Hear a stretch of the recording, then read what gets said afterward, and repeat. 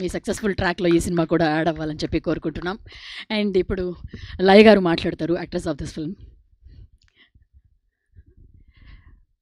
అందరికీ నమస్కారం అండి. యాక్చువల్లీ చాలా చెప్పాలని అనుకున్నాను కానీ ఇప్పుడు ఇవన్నీ విన్నాక కొంచెం అన్నీ మర్చిపోయాను. సో ఐఎమ్ అంటే వేరే ఎమోషన్లో ఉన్నాను.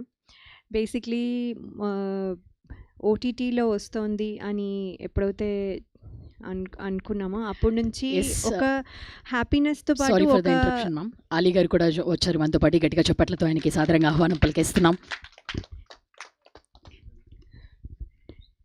ఎస్, ఈ సినిమాలో ఒక అద్భుతమైన రోల్ని ఆయన పోషిస్తున్నారు.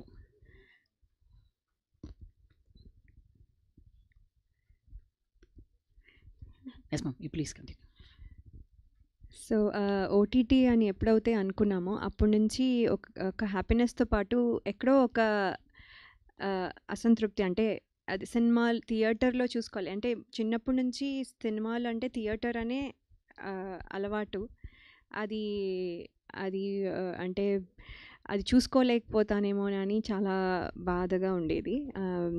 సో అది ఈసారి ఇన్ని అదే ఇప్పుడు ఇందాక చెప్పారు చాలామంది వర్ బిహైండ్ దిస్.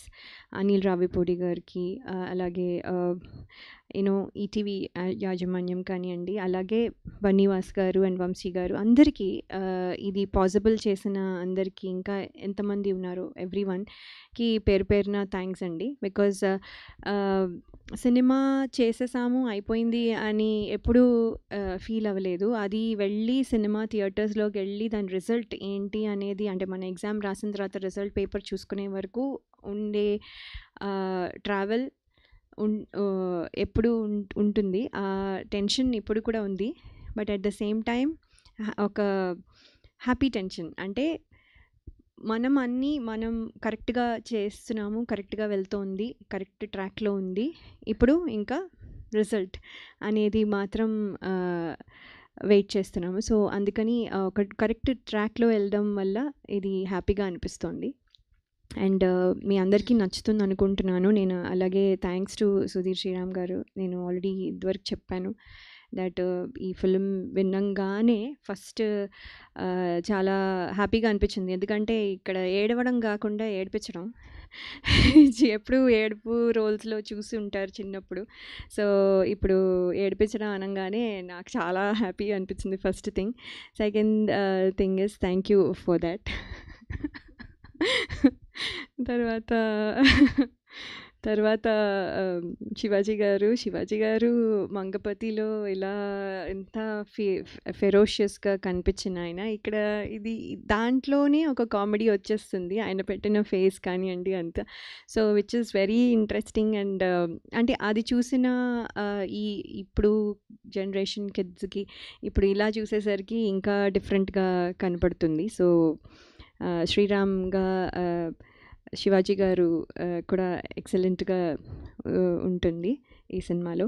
అలాగే ఉత్తర రోల్ రత్నమాల ఎలా గుర్తుపెట్టుకున్నారో ఉత్తర రోల్ని కూడా అలాగే గుర్తుపెట్టుకుంటారు అని నేను చాలా నమ్ముతున్నాను. అలాగే రోహన్ కూడా చాలా మంచి రోలు అబ్బాయి చేసిన సీన్స్ కూడా వెరీ వెరీ ఇంట్రెస్టింగ్. సో ఇవన్నీ కలిపి సినిమాకి ప్లస్ అవుతాయి. సాంగ్ కానివ్వండి అన్నీ. ట్రైలర్ కూడా చూశారు. ట్రైలర్ చూస్తాను కానీ మళ్ళీ చూడాలనిపిస్తుంది. సో నాకు సినిమా అయితే డబ్బింగ్ చెప్పినా కూడా మళ్ళీ ఫుల్ సినిమా చూడాలి అని అనిపిస్తుంది. ఇప్పుడు మళ్ళీ ఎప్పుడు షో వేస్తారో అప్పుడు మళ్ళీ I want be the first one to go. So నాకు పర్సనల్గా చాలా ఇష్టమైన ఫిల్మ్ ఇది. I can tell that. అది whatever the result may be. So thank you for Shivaji garu for picking మీ. అలాగే ఈటీవీ విన్ సాయి కృష్ణ గారు. నేను 90s వర్క్ చేయలేకపోయాను లైక్ ఐ సెడ్.